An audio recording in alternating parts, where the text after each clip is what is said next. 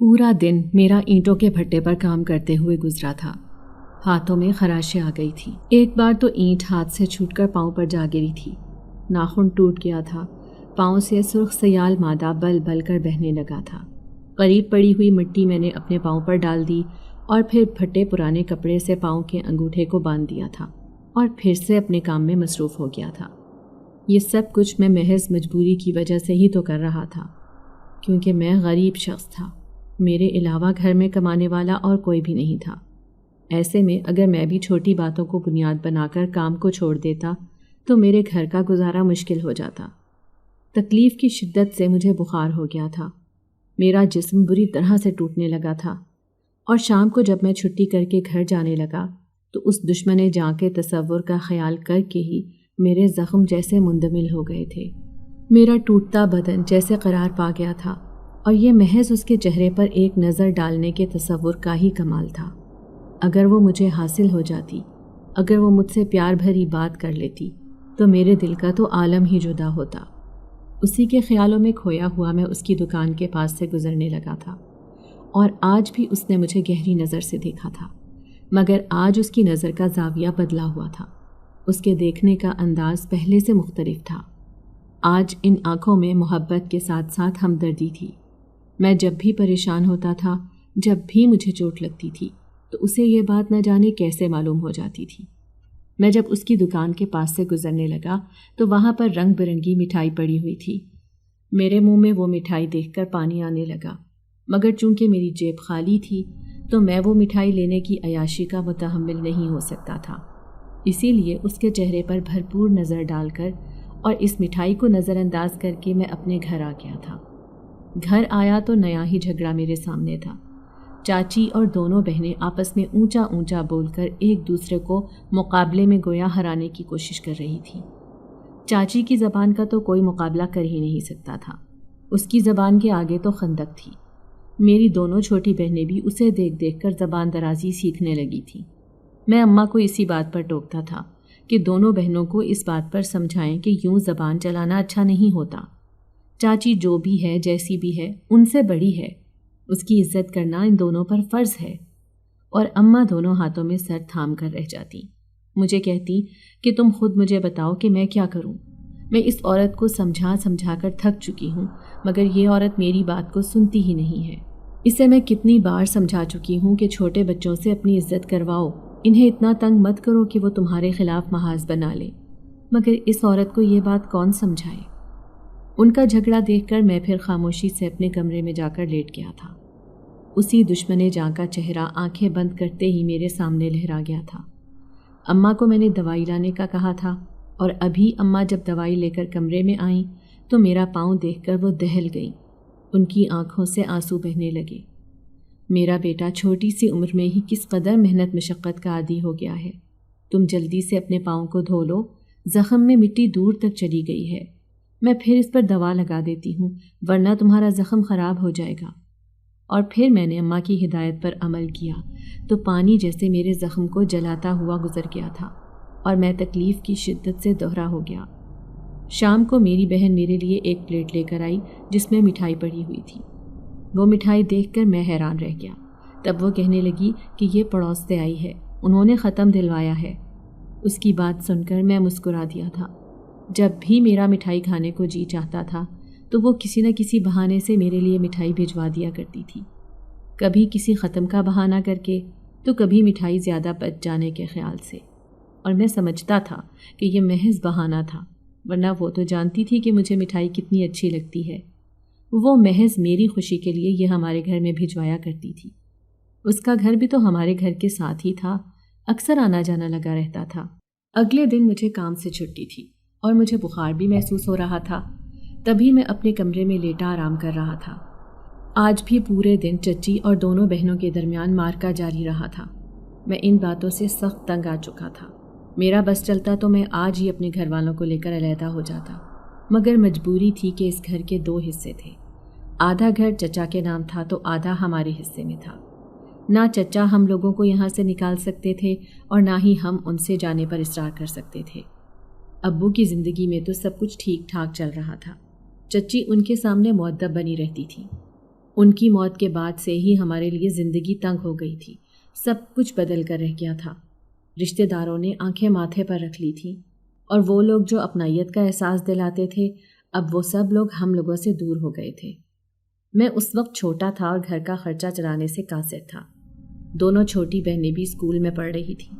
ایسے میں چچا ہی ہم لوگوں کا خیال رکھ رہے تھے، مگر دن بدن چچی کی زبان سے یہ سب کچھ سننا، برداشت کرنا ناممکن تھا۔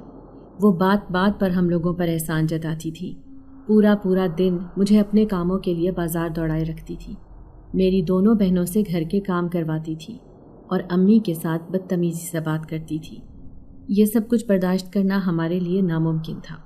امی چھپ چھپ کر آنسو بہاتی، اور جب میں ان سے اس بارے میں بات کرتا تو وہ کہتی کہ میں ایک بیوہ عورت ہوں، میں مجبور ہو چکی ہوں، اب مجھے بتاؤ کہ میں کیا کروں؟ تمہارے چچا اگر ہمارا خیال نہیں رکھیں گے تو ہم کہاں جائیں گے؟ کوئی بھی تو نہیں ہے ہمارا، تمہارے ماموں لوگوں نے بھی تو ہاتھ پیچھے کھینچ لیا ہے، اب مجھے بتاؤ میں کیا کروں؟ تب میں نے امی کو اپنا فیصلہ سنایا کہ میں پڑھائی چھوڑ دوں گا، میں کام کاج کروں گا، محنت کروں گا، مگر چچا چاچی کا احسان نہیں لوں گا۔ امی نے اس فیصلے سے مجھے باز رکھنے کے لیے بہت کوشش کی۔ وہ کہنے لگیں کہ تمہارے ابو کا خواب تھا، وہ تمہیں پڑھا لکھا کر بڑا افسر بنوانا چاہتے تھے، وہ چاہتے تھے کہ تم کسی قابل بن جاؤ، تم یہ کام مت کرو۔ مگر میں نے امی کو صاف کہہ دیا کہ میرے لیے یہ سب برداشت کرنا ممکن نہیں ہے، اور پڑھائی کا کیا ہے، وہ تو میں کام کے ساتھ ساتھ بھی جاری رکھ سکتا ہوں۔ شام کو گھر آنے کے بعد میں اپنی پڑھائی کر لیا کروں گا۔ پھر میں نے چھوٹی عمر سے ہی محنت مزدوری کرنی شروع کر دی تھی۔ جب پہلی بار میں نے اپنی محنت کی کمائی امی کے ہاتھ پر رکھی تو امی پھوٹ پھوٹ کر رو پڑی تھی۔ وہ میرے ہاتھوں پر بنے چھالے دیکھتی، کبھی میرے ہاتھوں کو چومتی، اپنی آنکھوں سے لگاتی، اور پھر رو کر کہتی کہ میرا بیٹا چھوٹی سی عمر میں ذمہ داریوں میں پڑ گیا ہے۔ مگر مجھے سب سے کوئی گلہ نہیں تھا۔ شام کو میں اپنا اسکول کا کام بھی کرتا تھا، گھر آ کر سارا وقت پڑھائی میں گزارتا تھا، مگر اب میرا پڑھنے کا دل ہی نہیں کرتا تھا۔ میری کتابوں سے دوستی آہستہ آہستہ چھوٹ گئی تھی، اور پھر میٹرک کے بعد سے میں نے آگے پڑھنے سے انکار کر دیا تھا۔ اب میں نے مزدوری کو ہی اپنا اوڑھنا بچھونا بنا لیا تھا۔ گو کہ چچا نے مجھے کئی بار کہا کہ تم کوئی ہنر سیکھ لو، اگر تعلیم نہیں ہے تو ہنر انسان کے پاس لازمی ہونا چاہیے، مگر ان کی باتوں کو میں نے ایک کان سے سن کر دوسرے کان سے نکال دیا۔ یوں بھی میرے دل سے ان کے لیے عزت اور محبت بالکل ختم ہو گئی تھی۔ ان کی بیوی ہمارے ساتھ اتنا برا سلوک کرتی تھی، اور وہ اسے ڈر کے مارے کچھ بھی نہیں کہتے تھے۔ آخر وہ اپنی بیوی سے اس حد تک کیوں دبتے تھے؟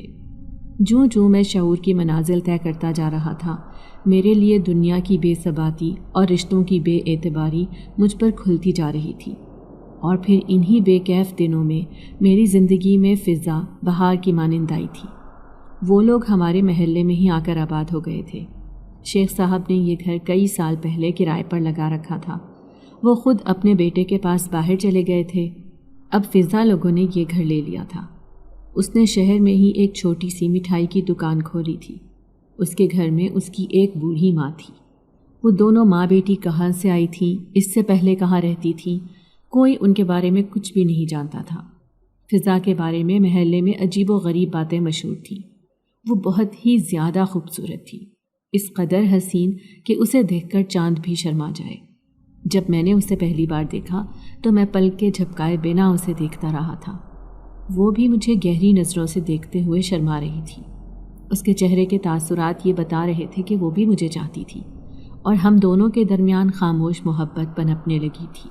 محلے والوں کا کہنا تھا کہ وہ اکثر رات کو گھر سے باہر نکل جاتی ہے، کوئی نہیں جانتا کہ وہ کہاں جاتی ہے۔ کئی بار محلے کے لڑکوں نے اس کا پیچھا کرنے کی کوشش کی، مگر وہ راستے سے ہی غائب ہو گئی، اور کوئی جان ہی نہیں سکا کہ وہ کہاں پر جاتی ہے۔ لوگوں کا کہنا تھا کہ اس کا کسی کے ساتھ غلط تعلق ہے، تبھی تو وہ رات کو گھر سے باہر نکل جاتی ہے، اور میں ان باتوں پر یقین نہیں رکھتا تھا۔ میں جانتا تھا کہ وہ کس قدر اچھی لڑکی تھی، اور وہ تو سراپا محبت تھی۔ اسے دیکھ کر اس کی عزت کرنے کو جی چاہنے لگتا تھا۔ گرمیوں کی راتیں تھیں اور میں ہمیشہ گرمی کے موسم میں چھت پر ہی سوتا تھا۔ آج بھی میں اپنی چارپائی پر سو رہا تھا جب مجھے ایسے محسوس ہوا جیسے کوئی میرے پاس سے ہنس کر گزرا ہو۔ میں ایک دم اٹھ کر بیٹھ گیا۔ مجھے اپنے قریب واضح کسی کی ہنسی کی آواز سنائی دی تھی، اور یہ آواز میں نے جاگتے ہوئے سنی تھی۔ اب میں نے سٹپٹا کر ادھر ادھر دیکھا مگر کوئی بھی نظر نہیں آ رہا تھا۔ یہ ہنسنے کی آواز بہت خوبصورت تھی اور مجھے ایسے لگ رہا تھا جیسے یہ آواز میں نے پہلے بھی کہیں سن رکھی ہے۔ میں اپنے بستر پر لیٹ گیا تو یہ آواز مجھے پھر سے سنائی دی تھی۔ اس کے ساتھ ساتھ چوڑیوں کی چھن چھن بھی بالکل میرے کان کے پاس آ کر گونجی تھی۔ تب تو مجھے دل ہی دل میں ڈر لگنے لگا تھا کہ یہ سب کیا تھا۔ تبھی میری نظر ساتھ والی چھت پر پڑی۔ وہاں پر کوئی سایہ کھڑا تھا جس کے بال ہوا کے دوش پر لہرا رہے تھے اور اس کے چہرے کا رخ میری جانب تھا۔ اندھیرے میں ہی مجھے اندازہ ہو گیا تھا کہ وہ کوئی اور نہیں بلکہ فضا تھی۔ جب میں اس کے پاس پہنچا تو وہ میری طرف محبت پاش نظروں سے دیکھ رہی تھی۔ یقیناً یہ ہنسنے کی آواز، یہ چوڑیوں کی کھنکھناہٹ کی آواز اسی کی تھی۔ کافی دیر تک ہم دونوں بنا کچھ کہے، بنا کوئی بات کیے، ایک دوسرے کی آنکھوں میں آنکھیں ڈالے دیکھتے رہے تھے۔ تبھی ایک عجیب بات ہوئی تھی۔ وہاں پر ایک خوفناک سی بلی آ گئی تھی۔ وہ بلی عام بلیوں کے مقابلے میں بڑی جسامت کی تھی اور اس کا رنگ بالکل کالا تھا۔ اس کے جسم پر لمبے لمبے بال تھے۔ میں حیران رہ گیا کہ آج سے پہلے میں نے اس بلی کو یہاں پر کہیں نہیں دیکھا تھا، اور فضا بھی اس بلی کو دیکھ کر گھبرا گئی تھی۔ وہ اسے وہاں سے بھگانے کی کوشش کرنے لگی مگر وہ بلی فضا کو دیکھ کر اونچی اونچی آواز میں میاؤں میاؤں کرنے لگی تھی۔ وہ بلی مجھے بھی گھور کر دیکھ رہی تھی۔ نہ جانے کیوں مجھے اس کی سرخ آنکھوں سے خوف محسوس ہوا تھا۔ تبھی فضا میرے روکنے کے باوجود بھی چھت سے نیچے چلی گئی تھی اور وہ بلی بھی آہستہ آہستہ اس کے پیچھے چلی گئی تھی۔ یہ دیکھ کر میں حیران رہ گیا تھا اور سوچنے لگا تھا کہ کیا فضا نے یہ بلی اپنے گھر میں رکھی ہوئی تھی، مگر حیرت اس بات پر تھی کہ فضا کے مجھ سے بات کرنے پر اس بلی کو غصہ کس لیے آ رہا تھا۔ یہ سوچ کر ہی میں زور سے ہنس پڑا۔ جانوروں میں بھی کس قدر حسد کا وعدہ پایا جاتا ہے۔ اس کو دیکھ لینے کے بعد مجھے بہت میٹھی اور گہری نیند آئی تھی۔ شاید یہ محبوب کے چہرے کے دیدار کا کمال تھا۔ پھر اگلے دن امی کے پکارنے پر ہی میری آنکھ کھلی تھی۔ آج رات کو جب میں سو رہا تھا مجھے اپنے پاس کسی کے غرانے کی آواز سنائی دی تھی۔ میں نیند کے زیر اثر تھا۔ مجھے اپنے اوپر بوجھ محسوس ہو رہا تھا۔ ایسے لگ رہا تھا جیسے کوئی میرے سینے پر بیٹھا ہوا ہو، جیسے کوئی میری گردن کو اپنے دونوں ہاتھوں سے پکڑ کر دبا رہا ہو۔ اب کی بار میں نے آنکھیں کھول کر دیکھا تو میرے منہ سے چیخ نکلتے نکلتے رہ گئی تھی، کیونکہ میرے اوپر وہی بلی بیٹھی ہوئی تھی اور اس نے اپنے اگلے دونوں ہاتھ میری گردن پر رکھے ہوئے تھے اور آنکھوں سے مجھے گھور کر دیکھ رہی تھی۔ یہ دیکھ کر میں بری طرح سے خوفزدہ ہو گیا کہ اس بلی کا وزن تو بہت ہی زیادہ تھا اور اس کی گرفت بہت مضبوط تھی۔ میں اس کے چھوٹے چھوٹے پاؤں کو بھی اپنی گردن سے ہلا نہیں پا رہا تھا، بلکہ وقت گزرنے کے ساتھ ساتھ ان کا دباؤ میری گردن پر بڑھتا جا رہا تھا۔ آخر یہ بلی کیا چیز تھی؟ کتنی دیر تک میں اس کے شکنجے میں پھنسا رہا تھا؟ لاکھ چاہنے کے باوجود بھی میں حرکت کرنے سے قاصر تھا۔ اس کے منہ سے مسلسل غراہٹ نما آواز نکل رہی تھی۔ ایسے لگ رہا تھا جیسے وہ بہت غصے میں تھی، مگر اس جانور کو مجھ سے کیا مسئلہ تھا؟ تبھی میرے منہ سے بمشکل آواز نکلی۔ میں زور سے چیخ پڑا تھا۔ سامنے والی چھت پر ایک سایہ سا نمودار ہوا اور وہاں سے فضا کی آواز سنائی دی۔ وہ اس بلی کو ایک اجنبی آواز میں اپنی جانب مخاطب کر کے بلا رہی تھی۔ میں نے فضا کو جب اجنبی زبان بولتے ہوئے دیکھا تو میں حیران رہ گیا اور سوچنے لگا کہ یہ کون سی زبان ہے اور فضا اس زبان کے بارے میں کیسے جانتی ہے۔ کافی دیر کے بعد وہ بلی مجھے چھوڑ کر اس کی طرف واپس چلی گئی تھی۔ جب میرے حواس بحال ہوئے، میں نے پانی پیا، تب جا کر میری سانس میں سانس آئی، مگر جو کچھ میرے ساتھ بیت چکا تھا اس نے مجھے بری طرح سے خوفزدہ کر دیا تھا۔ کچھ سمجھ نہیں آ رہا تھا کہ میرے ساتھ یہ کیا ہوا تھا اور وہ بلی مجھے کیوں کر تکلیف پہنچانے کے لیے میرے پاس موجود تھی۔ باقی کی رات میری آنکھوں میں ہی کٹی تھی۔ اگلے دن میں جب کام پر تھا تو میں مسلسل اسی بارے میں ہی سوچتا رہا تھا، اور پھر آج جب میں چھت پر سونے کے لیے جانے لگا تو ایک پل کو میں رک گیا اور سوچنے لگا کہ ایسا نہ ہو کہ کل کی طرح آج بھی میرے ساتھ کوئی خوفناک واقعہ بیت جائے اور میں باقی کی رات آنکھوں میں کٹ جائے۔ مجھے نیچے صحن میں ہی سو جانا چاہیے، مگر پھر میں یہ سوچ کر چھت پر آ گیا کہ اسی بہانے سے میں فضا کا دیدار کر سکتا تھا۔ وہ بھی خاموش نگاہوں سے میری جانب دیکھتی رہی تھی اور میں اس کی خاموش گہری آنکھوں میں اپنی محبت کے پیام پڑھتا رہتا تھا۔ یہی سوچ کر میں چھت پر آ گیا کہ میں نے صبح سے اس کو نہیں دیکھا تھا۔ آج وہ مجھے دکان پر بھی نظر نہیں آئی تھی اور جب تک میں اس کو دیکھ نہ لیتا میرے دل میں عجیب سی بے چینی ہوتی رہتی تھی۔ اسے دیکھ کر ہی میرے دل کو سکون کا احساس ہوتا تھا۔ آج بھی میں چھت پر کھڑا تھا تو حسب معمول فضا یہاں پر موجود نہیں تھی۔ میں کافی دیر تک اپنی چھت پر ٹہلتا رہا۔ کل والا منظر میری آنکھوں کے سامنے بار بار گھومتا رہا اور میں بار بار یہی سوچتا رہا کہ نہ جانے اس بلی کو مجھ سے کیا مسئلہ تھا۔ جس طرح کے اس کے تیور تھے اور فضا کے بلانے سے جیسے وہ پلٹ کر گئی تھی، وہ سب کچھ میرے لیے حیران کن تھا۔ ابھی تک وہ سب کچھ میرے ذہن پر مسلط تھا۔ میں نے فضا کے گھر کی طرف جھانک کر دیکھا۔ میں جانتا تھا کہ یہ معیوب حرکت تھی۔ مجھے رات کے اس پہر اکیلی عورتوں کے گھر میں جھانک کر نہیں دیکھنا چاہیے تھا، مگر میں کیا کرتا؟ میں اپنے دل کے ہاتھوں مجبور تھا۔ میں دیکھنا چاہ رہا تھا کہ کیا وہ چھت پر آ رہی ہے یا وہ صحن میں کہیں موجود ہے۔ اس کو ایک نظر دیکھ کر ہی میرا دل تسلی میں آ جانا تھا، مگر یہ دیکھ کر میں حیران پریشان رہ گیا کہ فضا اس وقت دروازے سے باہر نکل رہی تھی، اور اسے باہر جاتا دیکھ کر میں سوچ میں پڑ گیا کہ وہ رات کے اس پہر کہاں پر جا رہی ہے۔ کہیں محلے والوں نے اس کے بارے میں جو باتیں بنائی تھیں وہ سچ تو نہیں تھا۔ پھر میں نے خود اپنی سوچ کو ہی جھٹک دیا۔ نہیں، ایسا نہیں ہو سکتا، فضا ایسا نہیں کر سکتی۔ ہو سکتا ہے کہ اسے کوئی ضروری کام ہو، مگر سوال یہ تھا کہ آدھی رات کو اسے کون سا ضروری کام تھا۔ میرے دل میں تجسس جاگ رہا تھا۔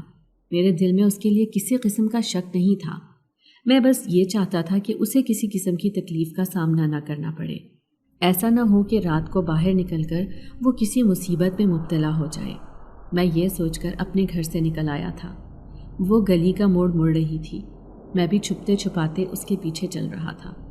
چلتے چلتے وہ آبادی سے باہر نکل آئی تھی۔ اب اس کا رخ جنگل کی طرف تھا۔ میں مزید پریشان ہو گیا کہ وہ اس وقت جنگل میں کیا کرنے کے لیے جا رہی تھی۔ جنگل تو کافی خطرناک تھا۔ یہاں پر بکثرت جنگلی جانور بھی پائے جاتے تھے۔ لوگ تو دن کے وقت بھی اس جنگل میں جانے سے گھبراتے تھے، اور فضا رات کے وقت جنگل میں جا رہی تھی۔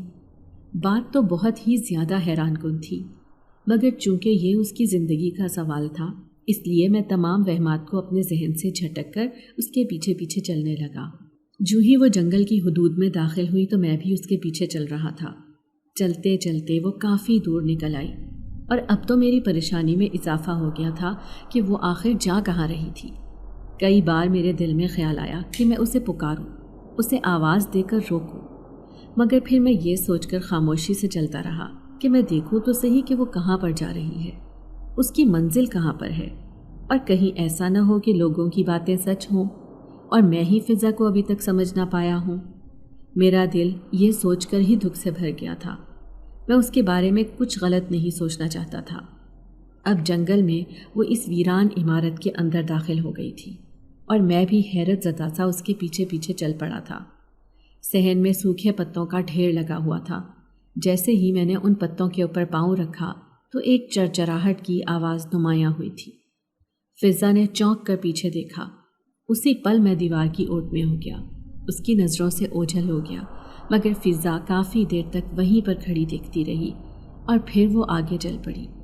اب میں احتیاط سے قدم رکھتا ہوا آگے بڑھ رہا تھا کہ کہیں فضا کو میری موجودگی کا احساس نہ ہو جائے۔ چلتے چلتے وہ اس عمارت کے اندرونی حصے پہنچ گئی تھی۔ مجھے دل ہی دل میں ڈر لگ رہا تھا۔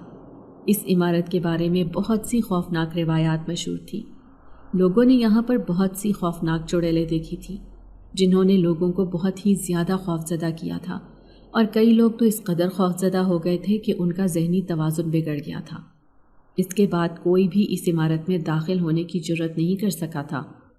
رات کے وقت اس عمارت میں جانا مجھے بہت خطرناک لگ رہا تھا، مگر جیسے ہی میں عمارت میں آیا تو فضا میری نظروں سے اوجھل ہو گئی تھی۔ میں نے پوری عمارت میں گھوم پھر کر دیکھا، مگر فضا مجھے کہیں بھی نظر نہیں آ رہی تھی۔ یہ دیکھ کر میں حق دک رہ گیا کہ یہ سب کیا تھا۔ وہ تو یہیں پر آئی تھی، میں نے اسے باہر نکلتے ہوئے نہیں دیکھا تھا، تو اب وہ کہاں غائب ہو گئی تھی؟ میں یہ سوچ ہی رہا تھا کہ اچانک سے میرے کندھے پر کسی نے ہاتھ رکھا۔ میں خوف سے اچھل پڑا۔ میں سوچنے لگا کہ میرا راز کھل گیا ہے۔ اب فضا مجھے دیکھے گی تو وہ میرے بارے میں کیا سوچے گی؟ اسے تو یہی لگے گا کہ میں اس پر شک کر رہا ہوں۔ جب میں نے پلٹ کر دیکھا تو میرے منہ سے زوردار چیخ نکل گئی تھی۔ کیونکہ میرے سامنے فضا نہیں بلکہ ایک نہایت خوفناک صورت کی مخلوق کھڑی تھی جو مجھے خوفزدہ دیکھ کر زور زور سے قہقہے لگانے لگی تھی۔ اب اس نے میری گردن اپنے ہاتھوں میں دبوچ لی اور مجھے کہنے لگی کہ تم نے یہاں پر اس وقت آ کر غلطی کی ہے۔ جانتے ہو کہ کوئی انسان بھی یہاں پر داخل ہونے کی جرت نہیں کر سکتا۔ اگر کوئی یہاں پر آ جاتا ہے تو وہ صحیح سلامت واپس نہیں جاتا۔ تمہیں اس غلطی کی سزا ملے گی۔ یہ کہہ کر اس نے مجھے زمین پر گرا لیا اور میرے سینے پر سوار ہو کر میری گردن کو دبانے لگی تھی اور ساتھ ساتھ وہ زور زور سے ہنس بھی رہی تھی۔ میرا دم گھٹ رہا تھا، میری آنکھیں باہر کو ابل پڑی تھیں۔ تکلیف کی شدت سے میرا برا حال ہو گیا تھا۔ میں کسی کو اپنی مدد کے لیے پکار رہا تھا مگر میرے منہ سے تو آواز بھی نہیں نکل پا رہی تھی۔ میں ہاتھ پاؤں بھی نہیں چلا پا رہا تھا۔ آہستہ آہستہ میرا جسم بے جان ہونے لگا تھا۔ تبھی میں نے ایک عجیب منظر دیکھا۔ میرے پاس ایک سفید روشنی نمودار ہوئی تھی۔ اس سفید روشنی کا اس خوفناک چیز پر پڑنا ہی تھا کہ خوفناک چیز اچھل کر دور جا گری تھی اور ایک دم میرا وجود اس کے اثر سے آزاد ہو گیا تھا۔ ایک دم میری آنکھوں کے سامنے اندھیرا چھا گیا تھا۔ اب جب میری آنکھ کھلی تو میں گھر کے دروازے کے باہر موجود تھا۔ میں حیرت زدہ سا رہ گیا کہ میں یہاں پر کیسے آیا۔ میں تو اس جنگل میں اس کھنڈر میں تھا، پھر ایک دم ہی میں پلک جھپکتے میں اپنے گھر کیسے پہنچ گیا؟ میں فوراً سے بھاگ کر اپنے گھر میں داخل ہوا۔ میرا سانس دھونکنے کی مانند چل رہا تھا۔ میرا خوف سے برا حال تھا اور اب میں نے سوچ لیا تھا کہ اس کے بعد میں کبھی بھی رات کے وقت گھر سے باہر نہیں نکلوں گا۔ مگر مجھے پریشانی فضا کی تھی کہ اس کے ساتھ کہیں کوئی حادثہ پیش نہ آ گیا ہو، کہیں ان خوفناک چیزوں نے اسے نقصان نہ پہنچا دیا ہو۔ میں جلدی سے چھت پر گیا تو یہ دیکھ کر ہکا بکا رہ گیا کہ فضا تو چھت پر کھڑی تھی۔ وہ مجھے دیکھ کر مسکرانے لگی اور کہنے لگی کہ میں کتنی ہی دیر سے تمہارا انتظار کر رہی ہوں۔ تمہاری چارپائی یہیں پر تھی مگر تم کہیں نظر نہیں آ رہے تھے۔ تم کہاں پر تھے؟ تمہیں دیکھنے کو میری آنکھیں ترس گئیں۔ اس نے مجھے اس قدر معمول کے انداز میں بات کی کہ میں اسے دیکھتا رہ گیا۔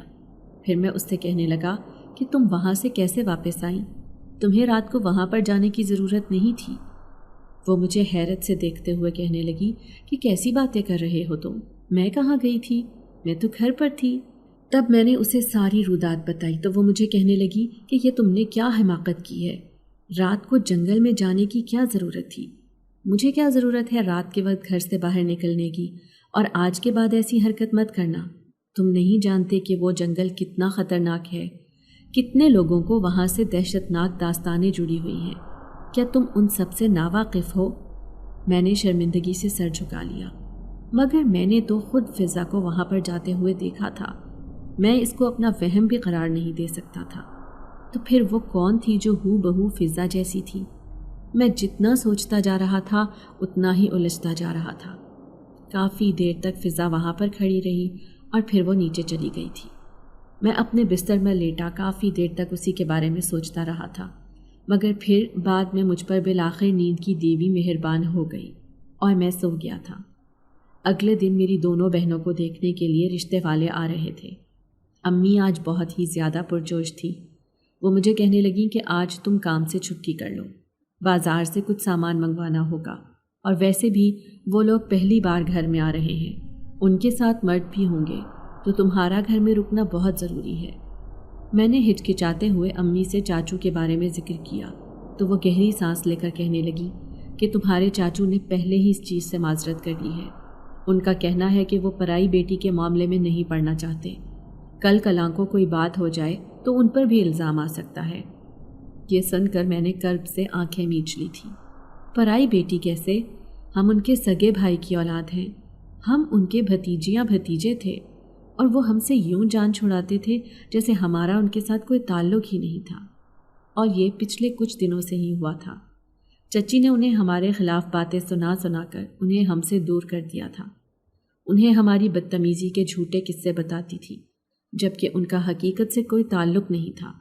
میں نے تو کبھی چاچی کے سامنے اونچی آواز میں بات تک نہیں کی تھی، گو کہ مجھے ان پر غصہ بہت آتا تھا، اور میں کئی بار سوچتا تھا کہ میں انہیں دو ٹوک انداز میں کہوں کہ آج کے بعد میری بہنوں کے بارے میں اس طرح کی بات مت کیجیے گا، مگر پھر جب میں چاچو کے بارے میں سوچتا تو میں یہ سوچ کر خاموش ہو جاتا تھا کہ چاچو میرے بارے میں کیا سوچیں گے۔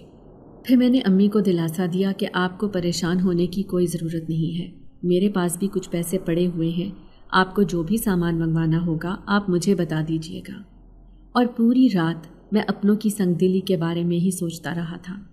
آدھی رات کے قریب دیوار پر فضا کا چہرہ نمودار ہوا تو میں جلدی سے اٹھ کر اس کے سامنے جا کھڑا ہوا۔ ہمیشہ کی طرح کتنی ہی دیر تک ہم خاموش نگاہوں سے ایک دوسرے کی طرف دیکھتے رہے، اور پھر بولنے میں پہل اسی نے کی تھی کہ آج تم اتنے اداس کیوں لگ رہے ہو، آخر تمہاری پریشانی کی وجہ کیا ہے؟ تب میں گہرا سانس لے کر رہ گیا، اسے کیا بتاتا دل پر کتنے زخم ہیں۔ وہ کہنے لگی کہ رشتوں کی یہی تو حقیقت ہے، آج کل کے زمانے میں انسان کا کوئی بھی اپنا نہیں ہے، جس کے پاس پیسہ ہو سب اسی کو سلام کرتے ہیں۔ اگر تمہارے پاس بھی پیسہ ہوتا تو یہ سب لوگ تم سے دور رہنے کے بجائے تم لوگوں کے پیچھے پیچھے پھر رہے ہوتے اور تم لوگوں سے اپنے رشتے اور محبت کو جتا رہے ہوتے۔ بات اس کی سچی تھی، میں بھی اس حقیقت کو مانتا تھا، مگر اب کیا ہو سکتا تھا؟ میرے ابا بھی تنخواہ دار انسان تھے، جو کچھ انہوں نے کمایا ہم لوگوں پر خرچ کر دیا، ان کی بھی کوئی زمین جائیداد نہیں تھی۔ یہ بھی شکر تھا کہ گھر ہمارا اپنا تھا، اگر ہم لوگوں کا گھر بھی اپنا نہ ہوتا تو ہم کہاں جاتے؟ یہ سوچ کر ہی میں جھرجھری لے کر رہ گیا تھا۔ تبھی وہ کہنے لگی کہ فکر مت کرو، وہ لوگ تمہاری بہنوں کو پسند کر کے جائیں گے اور سارے معاملات ٹھیک سے انجام پا جائیں گے۔ میں نے اس کی بات پر زیر لب آمین کہا، پھر وہ مجھے آرام سے سونے کی تاکید کر کے وہاں سے چلی گئی تھی۔ کافی دیر تک میں اسی کے بارے میں سوچتا رہا کہ فضا کس قدر باقی لڑکیوں سے مختلف تھی، بہت ہی نرم دل اور محبت کرنے والی۔ میں خود کو دنیا کا خوش قسمت ترین انسان سمجھتا تھا جس کی زندگی میں فضا آئی تھی۔ وہ مجھ سے نہ صرف محبت کرتی تھی بلکہ وہ اس قدر احساس بھی کرتی تھی۔ فضا کے بارے میں طمانینت سے سوچتے ہوئے میں سو گیا تھا۔ اگلے دن امی کے اٹھانے پر ہی میں اٹھا تھا، اور پھر آج میں نے کام سے چھٹی بھی کر لی تھی۔ بازار سے سارا سامان لانے کے بعد جب میں گھر آیا تو گھر میں کافی سارا فروٹ اور مٹھائی بھی پڑی ہوئی تھی۔ یہ دیکھ کر میں سمجھا کہ شاید وہ مہمان گھر آ گئے ہیں۔ امی سے پوچھا تو وہ کہنے لگی کہ مہمان تو ابھی نہیں آئے، مگر یہ سامان فضا کے گھر سے آیا ہے اور یہ اس نے بھجوایا ہے۔ یہ بات سن کر میں پورے دل سے مسکرا دیا تھا، کیونکہ وہ جانتی تھی کہ آج ہمارے گھر میں مہمان آ رہے تھے، اسی لیے اس نے یہ سامان بھجوایا تھا تاکہ ان کی خاطر مدارت میں کسی قسم کی کمی نہ ہونے پائے۔ اور پھر جب مہمان آئے تو ان کے ساتھ وہ دونوں لڑکے بھی تھے جن کے لیے میری بہنوں کا رشتہ آیا تھا۔ وہ دونوں خاصے سلجھے ہوئے اور معقول تھے۔ مجھے تو وہ لوگ بہت پسند آئے تھے، اور خوشی کی بات یہ تھی کہ ان لوگوں نے میری بہنوں کو بھی پسند کر لیا تھا۔ جہاں پر یہ بات سن کر ہم ماں بیٹا خوش ہوئے، وہیں پریشان بھی ہو گئے کہ آخر ہم اتنی جلد ہی شادی کی تیاریاں کیسے کریں گے، کیونکہ یہ سب کچھ اتنا آسان بھی نہیں تھا۔ بہنوں کو خالی ہاتھ بھی ہم رخصت نہیں کر سکتے تھے، انہیں کچھ نہ کچھ تو دے دلا کر ہی اپنے گھر سے بھیجنا تھا۔ جب یہی بات میں نے امی سے کہی تو وہ کہنے لگیں کہ ان لوگوں نے تو جہیز لینے سے صاف انکار کر دیا ہے، ان کا کہنا ہے کہ ہمیں صرف لڑکیوں سے غرض ہے۔ مگر امی، ہمیں اپنے طور پر تو کچھ نہ کچھ کرنا ہوگا، ہم ان دونوں کو خالی ہاتھ کیسے رخصت کر سکتے ہیں؟ امی کہنے لگی کہ ان لوگوں نے تو اسی مہینے کی آخری تاریخوں کا کہا ہے کہ ہم انہیں سادگی سے نکاح کر کے رخصتی دے دیں، انہیں ہم سے کچھ بھی نہیں چاہیے۔ یہ سن کر تو میں پریشان ہو گیا تھا کہ 2 ہفتوں میں کیا کیا جا سکتا تھا۔ کوئی ایسا شخص نہیں تھا جو مجھے ادھار دے دیتا، چاچو سے اور باقی رشتہ داروں سے تو مجھے کسی قسم کی کوئی امید تھی ہی نہیں۔ امی بھی میری پریشانی سمجھ گئی تھی، وہ مجھے کہنے لگی فکر کیوں کرتے ہو، جب ان لوگوں نے کہہ دیا ہے کہ ہمیں لڑکیوں کے علاوہ اور کچھ بھی نہیں چاہیے، وہ بھی تو ہمارے حالات بہت اچھے سے جانتے ہیں، تو ہمیں خود کو پریشانی میں نہیں ڈالنا چاہیے۔ مگر میں اپنے دل کو کسی طرح سے بھی اس بات کے لیے تیار نہیں کر پا رہا تھا۔ اس وقت میں چھت پر ہی سوچتے سوچتے ٹہل رہا تھا جب فضا نے مجھے دیکھا۔ وہ مجھ سے میری پریشانی کا سبب پوچھنے لگی۔ پھر میں نے ہمیشہ کی طرح اس کے سامنے اپنا دل کھول کر رکھ دیا تھا۔ وہ مجھے کافی دیر تک خاموش نظروں سے دیکھتی رہی، پھر کہنے لگی کہ میں ابھی آئی۔ یہ کہہ کر وہ وہاں سے پلٹ کر نیچے چلی گئی تھی۔ جب واپس آئی تو اس کے ہاتھ میں چھوٹا سا کالے رنگ کا بیگ تھا۔ اس نے وہ بیگ میرے ہاتھ میں دے دیا۔ یہ دیکھ کر میں حیران رہ گیا کہ اس میں کیا ہے۔ جب میں نے کھول کر دیکھا تو اس میں ڈھیر سارے پیسے تھے۔ میری آنکھیں پھٹی کی پھٹی رہ گئی۔ تم یہ کہاں سے لے کر آئی ہو؟ وہ کہنے لگی کہ یہ پیسے میں نے سنبھال کر رکھے ہوئے تھے، تمہیں ضرورت ہے تم ان کا استعمال کر لو، ویسے بھی میرے یہ کسی کام کے نہیں ہیں، جب تمہارے پاس ہوں گے تو مجھے واپس کر دینا۔ مگر میں فضا سے یہ ادھار نہیں لے سکتا تھا۔ میں نے اسے صاف طور پر کہہ دیا کہ مجھے یہ سب پسند نہیں ہے اور میں تم سے یہ پیسے نہیں لے سکتا۔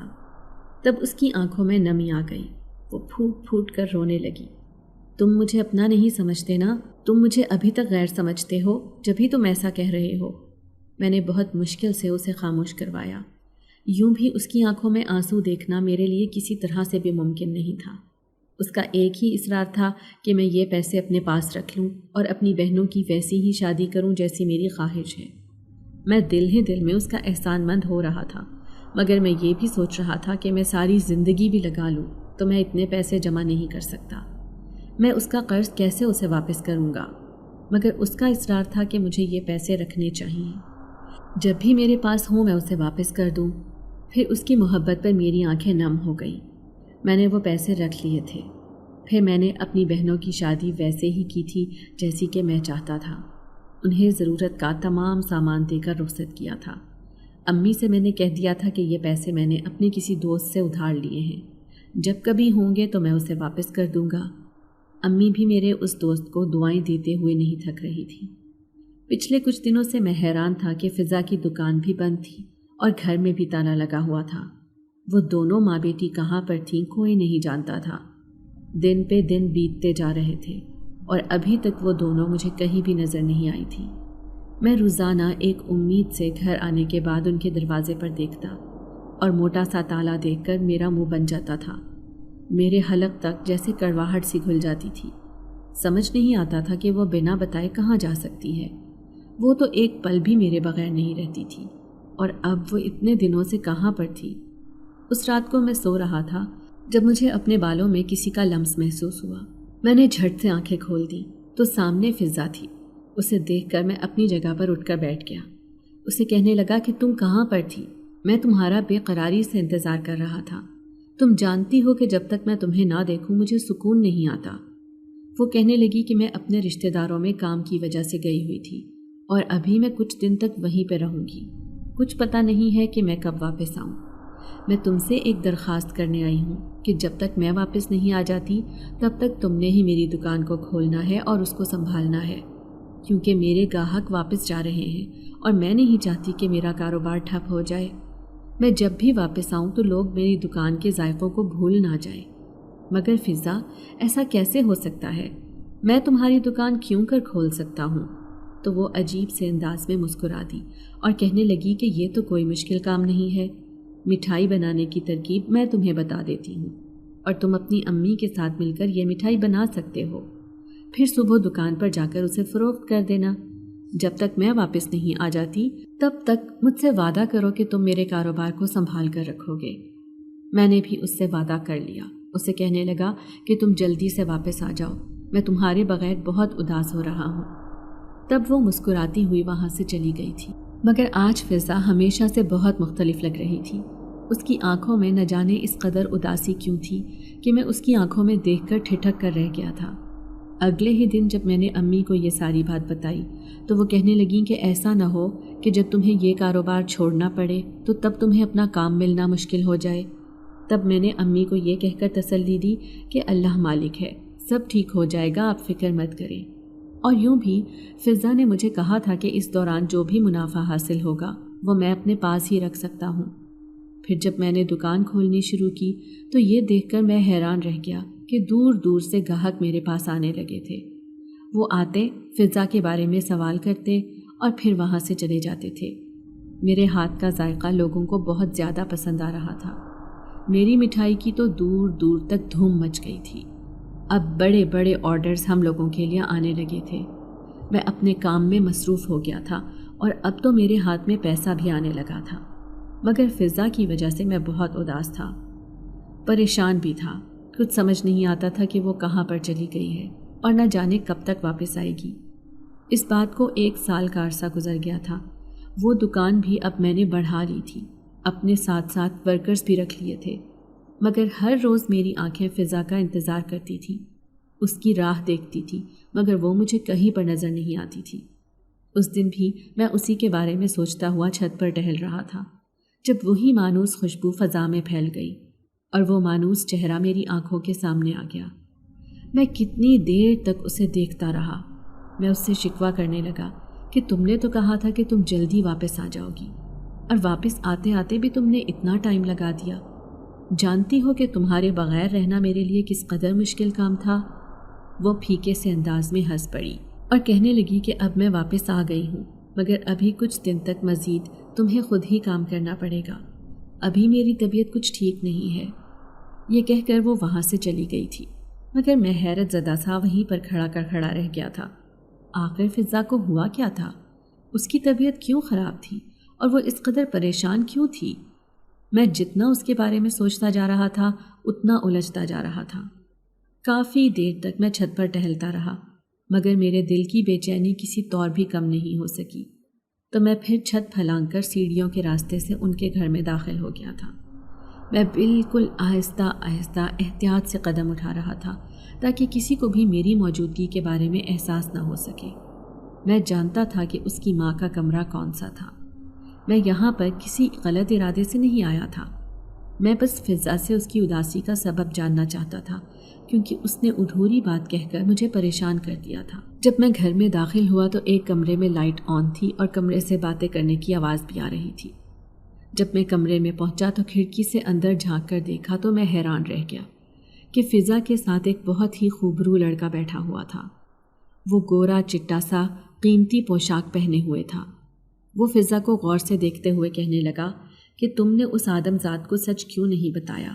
تم نے اسے کیوں نہیں بتایا کہ تم انسان نہیں بلکہ جن زادی ہو اور تم اس کی محض مدد کرنے کے لیے یہاں پر آئی تھی؟ اب تم ہمیشہ کے لیے اپنی دنیا میں جا رہی ہو، تمہاری میرے ساتھ شادی بھی ہو چکی ہے۔ یہ سن کر میرے پاؤں کے نیچے سے زمین نکل گئی تھی۔ میں حیران پریشان رہ گیا تھا۔ یہ سب کیا تھا؟ میں اسی وقت نتیجے کی پرواہ کیے بغیر کمرے میں داخل ہو گیا اور فضا کو جھنجھوڑتے ہوئے کہنے لگا کہ تم نے شادی کر لی اور مجھے بتایا بھی نہیں۔ جانتی ہو کہ میں تمہارے لیے پاگل ہو رہا تھا۔ تبھی اس لڑکے نے مجھے بازو سے پکڑ کر پیچھے کیا۔ اس کا ہاتھ بہت ہی زیادہ گرم تھا۔ مجھے اپنا بازو جلتا ہوا محسوس ہونے لگا۔ وہ مجھے کہنے لگا کہ فضا میری بیوی ہے اور یہ آدم زاد نہیں بلکہ جن زادی ہے۔